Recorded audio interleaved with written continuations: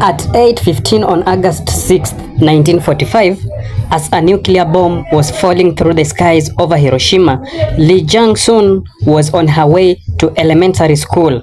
The now 88-year-old waves her hands as if trying to push the memory away. She said that her father was about to leave for work, but he suddenly came running back and told them to evacuate immediately. She recalls, "They say the streets were filled with dead, but I was so shocked. All I remember is crying. I just cried and cried. Victims' bodies melted away so only their eyes were visible."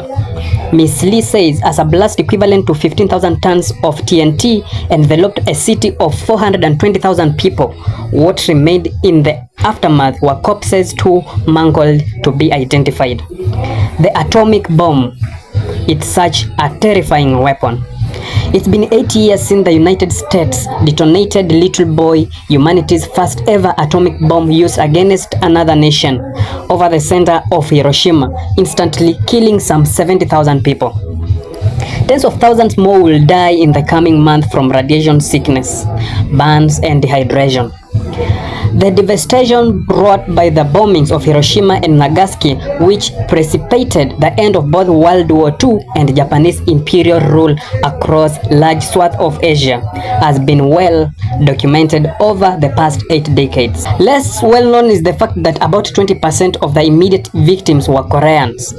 Korea had been a Japanese colony for 35 years when the bomb was dropped.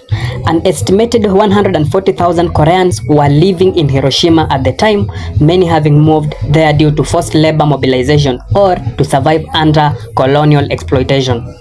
Those who survived the atomic bomb, along with their descendants, continue to live in the long shadow of that day, wrestling with the disfigurement, pain, and a decades-long fight for justice that remains unresolved. No one takes responsibility, says Shim Jin-tae, an 83-year-old survivor. Not the country that dropped the bomb, not the country that failed to protect us. America never apologized. Japan pretends not to know. Korea is no better. They just pass the blame and we are left alone. Mr. Shim now lives in Hapcheon, South Korea, a small county which, having become the home of dozens of survivors like he and Miss Lee, has been dubbed Korea's Hiroshima. For Miss Lee, the shock of that day has not faded. It etched itself into her body as illness. She now lives with skin cancer, Parkinson's disease, and angina, a condition stemming from poor blood flow to the heart, which typically manifests as chest pain. But what weighs more heavily is that the pain didn't stop with her. Her son, Ho Chang, who supports her, was diagnosed with kidney failure and is undergoing dialysis while awaiting a transplant. "I believe it's due to radiation exposure, but who can prove it?" Ho Chang-li says. "It's hard to verify scientifically. You'll need genetic testing, which is exhausting and expensive." The Ministry of Health and Welfare, MOHW, told the BBC that it had gathered genetic data between 2020 and 2024 and would continue further studies until 2029. It will consider expanding the definition of victims to second and third generation survivors only if the results are statistically significant. Of the 140 Koreans in Hiroshima, at the time of bombing, many were from Hapcheon, surrounded by mountains with little farmland. It was a difficult place to live. Crops were seized by the Japanese occupiers, droughts ravaged the land, and thousands of people left the rural country for Japan during the war. Some were forcibly conscripted, others were lured by the promise that you could eat 3 meals a day and send your kids to school. But in Japan, Koreans were second-class citizens, often given the hardest, dirtiest, and most dangerous jobs. Mr. Shim says his father worked in a munitions factory as a forced laborer, while his mother hammered nails into wooden ammunition crates. In the aftermath of the bomb, the distribution of labor translated into dangerous and often fatal work for Koreans in Hiroshima. Korean workers had to clean up the dead. Mr. Shim, who is the director of the Hapcheon branch of the Korean Atomic Bomb Victims Association, tells BBC Korean. At first they used stretchers, but there were too many bodies. Eventually they used dustpans to gather corpses and burn them in schoolyards. It was mostly Koreans who did this. Most of the post-war cleanup and munitions work was done by Koreans. According to a study by the Gyeonggi Welfare Foundation, some survivors were forced to clear rubble and recover bodies, while Japanese evacuees fled to relatives. Koreans without local ties remained in the city, exposed to the radioactive fallout and with limited access to medical care. A combination of these conditions, poor treatment, hazardous work, and structural discrimination all contributed to a disproportionately high death toll among Koreans. According to the Korean Atomic Bomb Victims Association, the Korean fatality rate was 57.1% compared to the overall rate of about 33.7%. About 70,000 Koreans were exposed to the bomb. By year's end, some 40,000 had died. After the bombings, which led to Japan's surrender and Korea's subsequent liberation, about 23,000 Korean survivors returned home, but they were not welcomed. Branded as disfigured or cursed, they faced prejudice even in their homeland. Hapcheon already had a leper colony, Mr. Shim explains, and because of that image, people thought the bomb survivors had skin diseases too. Such stigma made survivors stay silent about their plight. He adds, suggesting that survival came before pride. Miss Lee says she saw this with her own eyes. People who were badly burned or extremely poor were treated terribly, she recalls. In their village, some people had their backs and faces so badly scarred that only their eyes were visible. They were rejected from marriage and shunned. With stigma came poverty and hardship. Then came illnesses with no clear cause, skin diseases, heart conditions, kidney failure, cancer. The symptoms were everywhere, but no one could explain them. Over time, the focus shifted to the second and third generations.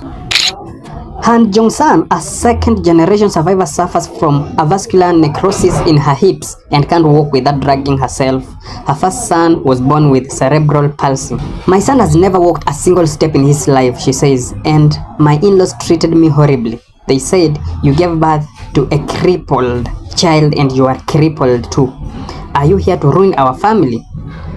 That time was absolute hell. For decades, not even the Korean government took active interest in its own victims, as a war with the North and economic struggles were treated as higher priorities. It wasn't until 2019, more than 70 years after the bombing, that MOHW released its first fact-finding report. That survey was mostly based on questionnaires. In response to BBC inquiries, the ministry explained that prior to 2019, there was no legal basis for funding or official investigations, but two separate studies had found that second-generation victims were more vulnerable to illness. One from 2005 showed that second-generation victims were far more likely than the general population to suffer depression, heart diseases, and anemia, while another from 2013 found their disability registration rate was nearly double the national average. Against this backdrop, Ms. Han is incredulous that authorities keep asking for proof to recognize her and her son as victims of Hiroshima. My illness is the proof. My son's disability is the proof. This pain passes down generations and it's visible, she says, but they won't recognize it. So what are we supposed to do? Just die without ever being acknowledged? It was only last month on 12th July that Hiroshima officials visited Hapcheon for the first time to lay flowers at a memorial. While former Prime Minister Yukio Hatoyama and other private figures had come before, this was the first official visit by current Japanese officials. Now in 2025, Japan talks about peace, but peace without apology is meaningless, say Jango Ichiba, a long-time Japanese peace activist who has spent most of her life advocating for Korean Hiroshima victims. She points out that the visiting officials gave no mention or apology for how Japan treated Korean people before and during World War II. Although multiple former Japanese leaders have offered their apologies and remorse, many South Koreans regard these sentiments as insincere or insufficient without formal acknowledgement. Ms. Ichiba notes that Japanese textbooks still omit the history of Korea colonial past as well as its atomic bomb victims, saying that this invisibility only deepens the injustice. This adds to what many view as a broader lack of accountability for Japan's colonial legacy.